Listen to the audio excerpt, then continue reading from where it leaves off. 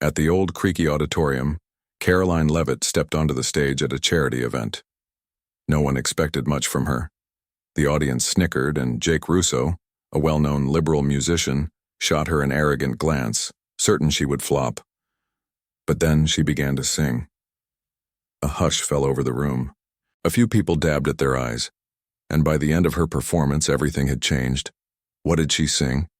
And why did her voice leave both Jake and the crowd stunned? Before we dive into the full story, comment where you're watching from, and don't forget to subscribe so you won't miss more incredible moments like this. A tense night at the auditorium, Karoline Leavitt stood under the dim stage lights, her sharp gaze scanning the crowd. As the youngest White House press secretary in history, she was no stranger to tense confrontations. She had defended the Trump administration with unwavering confidence, but few knew that before politics, music had once been her passion, singing. In church, on the porch in New Hampshire, memories now buried beneath the weight of her career. Tonight that was about to change. The charity event unfolded in a worn-down auditorium, the air thick with tension. Politicians, artists, and locals sat on creaky wooden chairs gathered to raise money for underprivileged children. The atmosphere teetered between warmth and political division. Jake Russo, a famous liberal musician with unkempt hair and a rebellious charm, had just finished a performance that earned him roaring applause. Known for his sharp anti-Trump rhetoric and progressive anthems, he thrived on controversy, and tonight he was looking for a new target. His eyes landed on Karoline. A smirk curled at his lips. "Miss Leavitt," he called out, his voice booming through the crackling speakers. "If you dare come up here, show us what talent you've got beyond reading Trump's scripts." Laughter rippled through the left-leaning section of the crowd. A few conservatives murmured in protest, but the liberals egged Jake on, whistling mockingly. A young journalist scribbling notes whispered to a colleague, "This will be a disaster worth watching." She's no singer. Karoline's fingers curled around the wooden chair in front of her, her knuckles turning white. Jake, sensing weakness, delivered another jab. "Or do you just sing karaoke at your hometown bar?" The crowd leaned forward. The tension crackled in the air. A man in a red cap, likely a Trump supporter, muttered, "Don't let him bully you, Miss Leavitt." Jake turned to the band, a group of volunteers with a guitar, a drum set, and a well-worn keyboard. "Pick something tough," he taunted. "If she's gonna sing, she better make it good. Don't waste our time." The band hesitated, exchanging unsure glances. A lanky guitarist in a faded t-shirt whispered to the drummer, "How's she gonna pull this off? She's a politician." Jake crossed his arms, stepping aside, his expression clear. "You're going to crash and burn." The moment. No one expected, Karoline rose from her seat. Her steps were slow but steady, heels clicking against the worn wooden floor.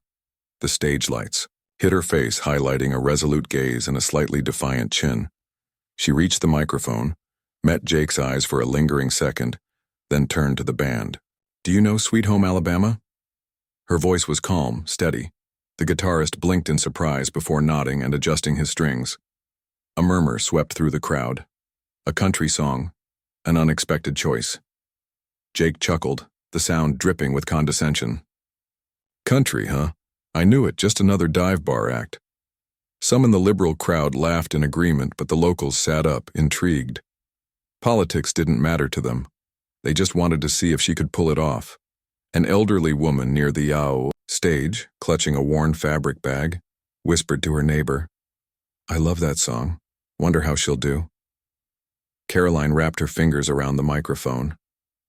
The first notes of Sweet Home Alabama rang out from the old guitar, slightly out of tune but alive. And then she sang. And everything changed. Karoline took a deep breath, her eyes closing for just a moment before snapping open, filled with quiet determination. The crowd in the creaky auditorium went still, the mocking chuckles and whistles from earlier fading away. Jake Russo, still, with his arms crossed and a smirk plastered on his face, stepped back, his gaze flickering with uncertainty. She didn't care.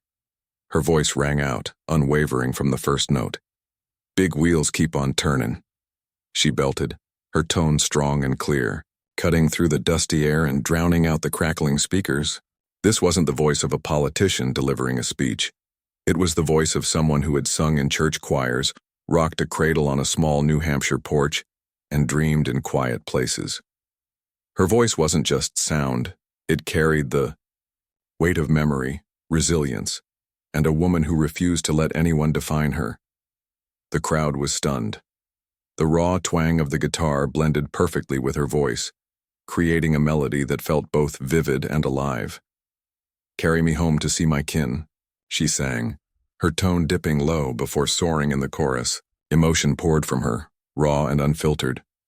The man in the red cap, clearly a conservative, shot to his feet, fist clenched, grinning with pride. Even the liberals, who had been so quick to mock her, stopped whispering.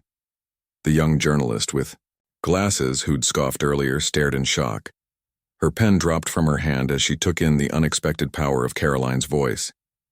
Jake Russo's smug grin faltered, replaced by confusion. He leaned forward, unable to believe what he was hearing. Karoline's voice wasn't just good, it had soul, something he, with all his musical talent, hadn't expected from her. "Sweet home Alabama, where the skies are so blue," she sang, her eyes wide, reflecting the stage lights like fire. Every word was a statement not about politics but about who she was, the values she held, and the grit to defy all doubt. The band, hesitant at first, now played with gusto. The guitarist strummed harder, the drummer kept a steady beat, and the old keyboard poured out warm tones. They felt her energy. It was as if she wasn't just singing but commanding the room. A few locals began clapping along. Politics aside, they were swept up in the melody. A little boy in the front row, perhaps one of the children the event was meant to support, stared up at her, mouthing along to the song, even though he didn't know all the words. Karoline didn't just sing, she lived every line. When she hit the line, "Lord, I'm coming home to you," her voice trembled, not with weakness but with raw emotion. This wasn't just a performance, it was a declaration. She wasn't the puppet Jake claimed she was, not just a script reader.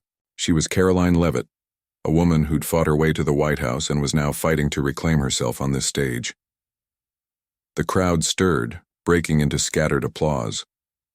First, the conservatives, then the neutrals.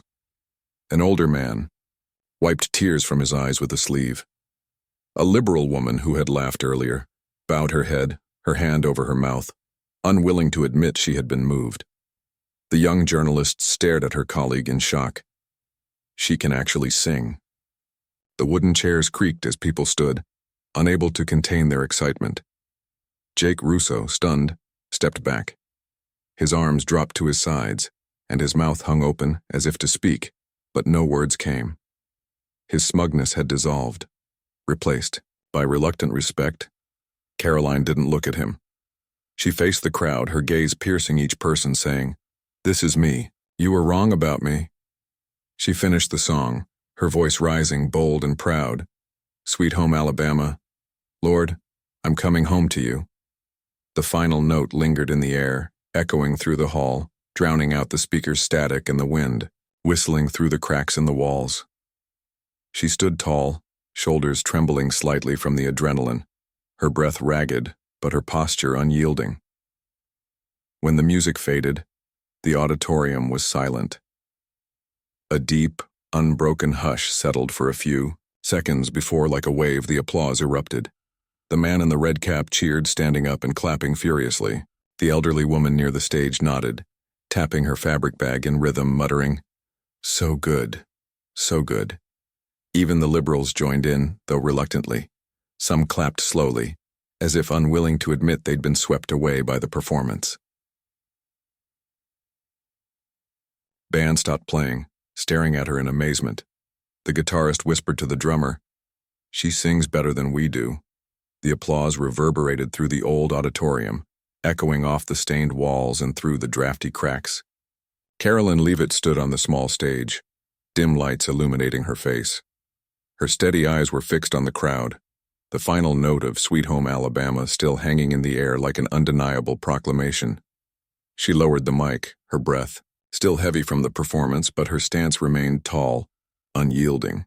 The man in the red cap, a conservative, continued clapping without pause, and soon others were on their feet, their eyes wide with admiration. But now, the one drawing the most attention wasn't Karoline. It was Jake Russo. Jake stood at the edge of the stage, frozen. His arms hung limply at his sides, and the arrogant smirk that had once been his trademark had vanished entirely. His mouth hung open as if he wanted to speak but couldn't find the words.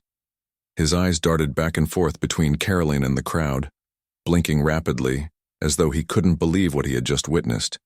He had challenged her, expecting her to fail, to crash and burn and become the laughingstock of the event. But now, he was the one silenced. "I didn't see that coming," he mumbled so quietly that only those closest could hear. He stepped back, hands shoved into his pockets, his head dipping as if trying to hide from the spotlight. The applause continued, but for Jake it felt like a mocking reversal. Karoline didn't linger on him. She turned to the crowd, her gaze sweeping over each face, cheering conservatives, reluctantly clapping liberals, and everyone in between. "That's real America," shouted the man in the red cap. Even the young journalist with glasses who had mocked her earlier was clapping now, though her expression was conflicted, unsure of how to respond. Her colleague leaned in and whispered, "I didn't think she had it in her. That voice, it's really something." The applause spread, pulling in the neutrals and the locals there to support the kids' charity.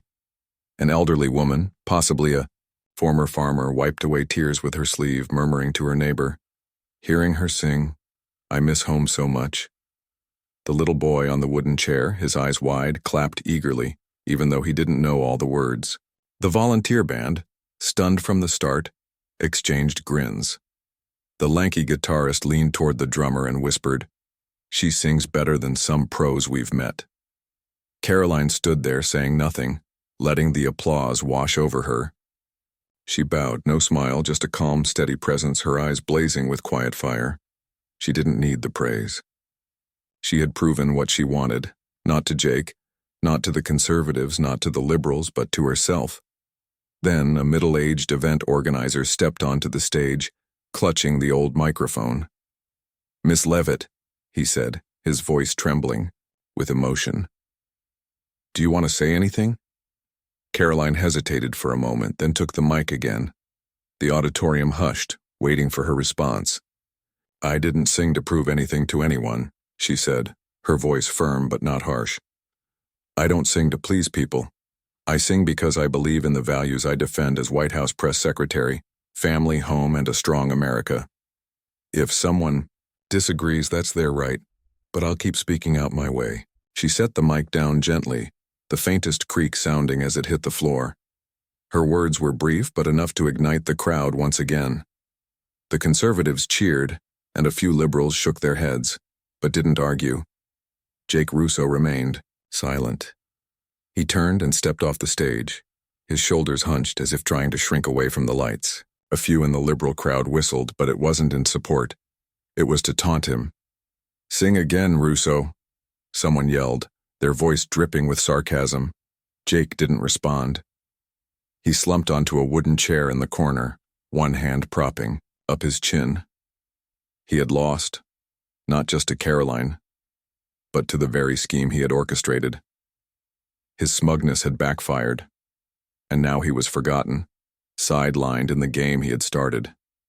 The applause eventually faded, but the buzz of energy lingered. In the air, a few locals approached the stage, eager to shake Karoline's hand. An older man with a cane told her, "You remind me of my daughter. She loved that song too." Karoline gave a rare, warm smile, nodding her thanks as she stepped off the stage.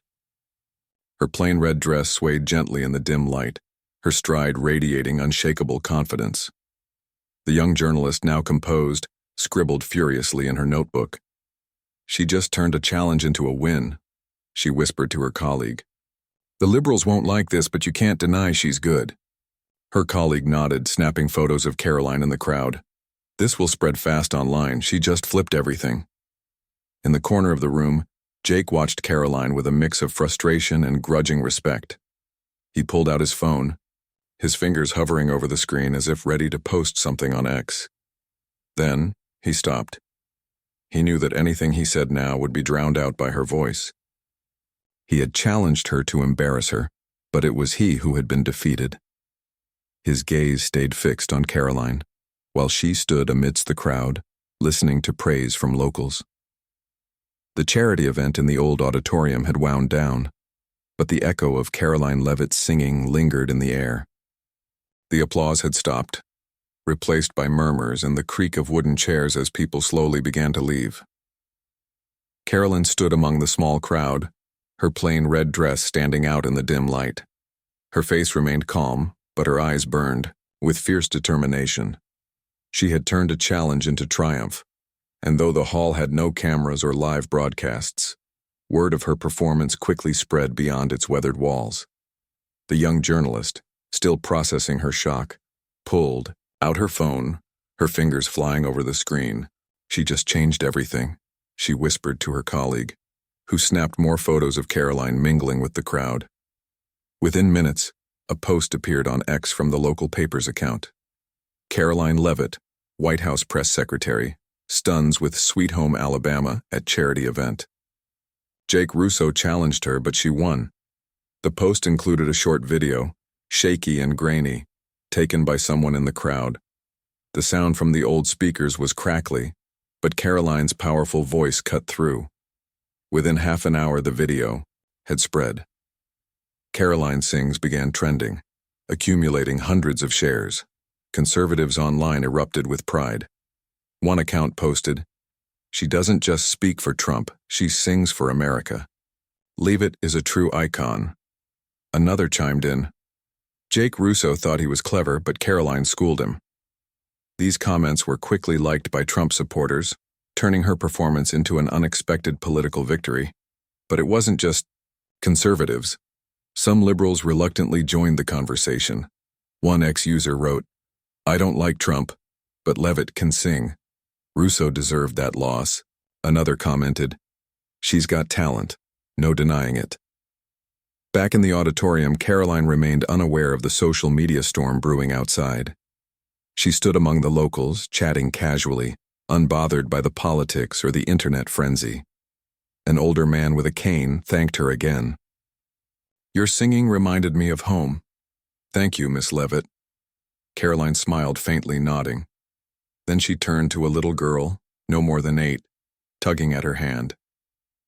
"You sang so good. Can you teach me?" Karoline knelt down, smiling. "If you want, I'll try." Light laughter bubbled up from the small crowd around them. In that moment, Karoline wasn't the White House press secretary. She was simply a woman reclaiming herself through song. Meanwhile, Jake Russo sat quietly in the corner of the auditorium, his eyes fixed on the worn floor.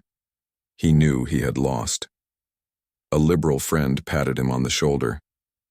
"Come on, Jake." She was good. "You couldn't have seen that coming." Jake nodded but said nothing. He scrolled through X on his phone, skimming through the comments. One fan posted, "Jake, how'd you let Leavitt win like that?" "Disappointing." He winced, his fingers hovering over the keyboard. Finally, he typed a short response. "I misjudged her, but I still don't back Trump." He posted it, then shut off his phone, almost as if trying to erase what had happened. Jake's post only fueled the story. Conservatives mocked his half-apology, some still trying to save face. A few liberals defended him, arguing that Jake wasn't wrong. Leavitt's singing didn't change her political stance. Either way, Jake's shine had dimmed. He slipped out the back door, avoiding the crowd's gaze. The smugness that had once made him famous now felt like a weight, and Karoline's performance had cost him credibility with his followers. An event organizer rushed over to Karoline. "Miss Leavitt," he said, breathless. "People are talking about you online, the videos everywhere." Karoline frowned, unused to being the focus outside the political realm. "Really?" she asked, her voice steady. He nodded and showed her his phone. She skimmed through the comments, praise from conservatives, hesitant nods from liberals, and handed it back. "Let them think what they want," she said, turning away. but inwardly, she couldn't deny the flicker of pride. To some liberals, she remained a political foe, but they couldn't ignore her skill. The young journalist, after posting the story, told her colleague, "She just made it tough for us. Can't call her a puppet anymore." Her colleague nodded, but then added, "She still sings for Trump. That doesn't change." As Karoline drove away from the charity event, darkness cloaking the rural road home, her rendition of Sweet Home Alabama echoed in her mind. Not from pride, but because it had reawakened a part of her that had been buried for so long. The video from the creaky auditorium spread across X for days. Photos Karoline Sings trended with thousands of comments from both political sides. To Karoline, it had been a spontaneous moment, but to the outside world, it became a larger story about talent, prejudice, and shifting perceptions. In the weeks that followed, Karoline's image began to evolve. To conservatives, she wasn't just the stern White House press secretary reading Trump's lines, she was a voice to be reckoned with. Karoline became a symbol of versatility, a woman proving she could be both tough and soulful. One conservative outlet even dubbed her America's Fire, stating that Leavitt showed liberals that Trump supporters weren't just about arguing at press briefings. As the days went on, reporters began asking her, "When's your next song?" She'd smile faintly and reply, "When it's needed." But truth be told, she loved it. The feeling of standing on stage not to debate but to connect. Although liberals remained politically distant, they couldn't deny her talent. A progressive commentator on X wrote, "I don't support Trump, but Leavitt can really sing. She surprised me." Some others clung to their hardline views, arguing that singing well didn't change her stance on policy, but the mocking tone that had once labeled her a Trump puppet began to soften. Later press briefings, a few liberal reporters, while still asking tough questions, dropped the sarcastic jabs they'd once used. Karoline noticed the shift. They saw her not as an ally, but as a more formidable opponent than they'd originally thought. Soon, she began weaving music into her work, only spontaneously, of course. During a tense briefing on tariff policy, when a liberal reporter tried to corner her, she suddenly sang a line from Sweet Home Alabama. "Lord, I'm coming home to you." With a sly smile, the room went quiet, then erupted in laughter even from the grumpiest reporters who couldn't resist. "I sing to remind you I'm human too," she said, her steely tone returning. The moment was captured and quickly spread on X, softening her tough image in the public eye. Not everyone liked it, but it made them pay attention. Meanwhile, Jake Russo's spotlight faded. His half-hearted post admitting his misstep didn't salvage his credibility. His liberal fans were split. Some defended him, saying his political stance was still valid, while others were disappointed he let Karoline overshadow him. A week after the charity event, he performed at a small concert, but the crowd was noticeably smaller. Someone yelled from the audience, "Sing better than Leavitt, Jake." He gave an awkward smile but didn't reply. His career hadn't collapsed, but the glow around him had dimmed, and he knew it had everything to do with that night in the old auditorium. Karoline didn't track Jake or his activities. She was too busy with White House work, Trump, the eye, family, and the usual political buzz. But the charity event had changed something in her, if only in her mind. One evening, sitting alone in her office with a stack of papers, she played Sweet Home Alabama on her phone. Letting the raw melody fill the space, she closed her eyes, recalling the crowd's stunned expressions, Jake's silence, and the freedom of singing. It wasn't just an old hobby. It was a bridge, a way to remind people she wasn't just a politician. Karoline didn't plan to become a singer, but she started thinking she could use music to soften the clashes, to show there was more to her than political speeches. When Karoline finally returned to her small New Hampshire home, the familiar scent of old wood and baked goods greeted her.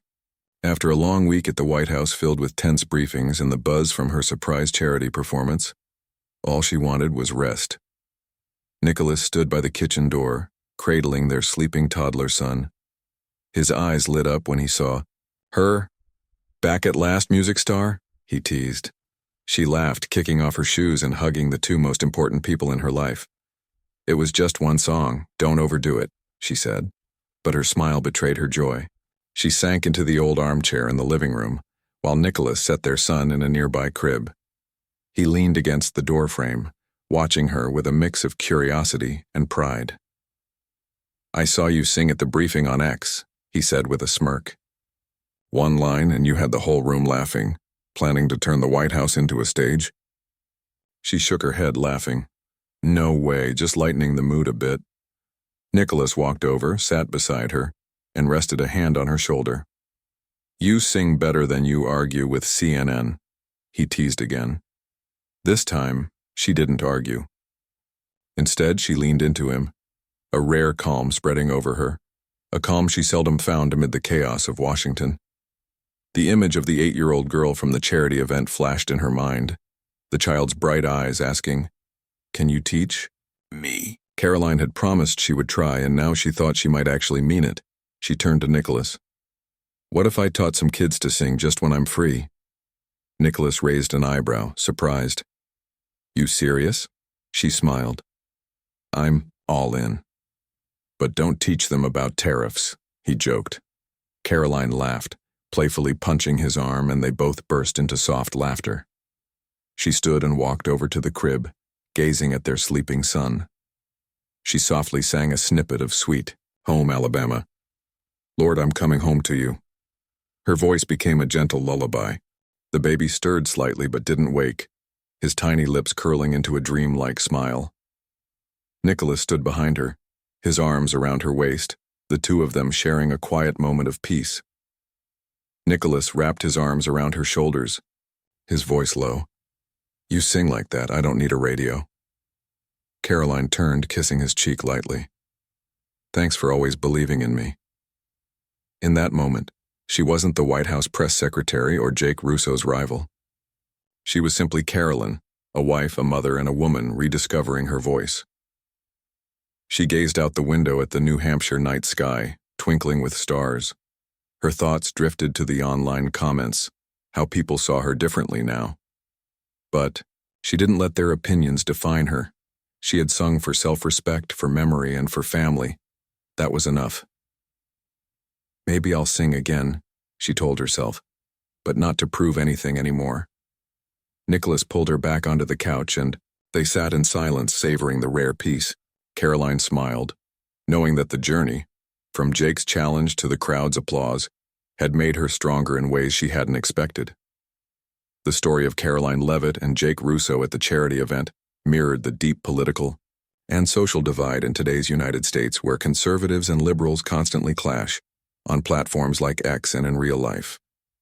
Karoline, a staunch conservative, faced a mocking challenge from Jake, a liberal musician in an old auditorium, a symbol of small communities caught in political crosshairs.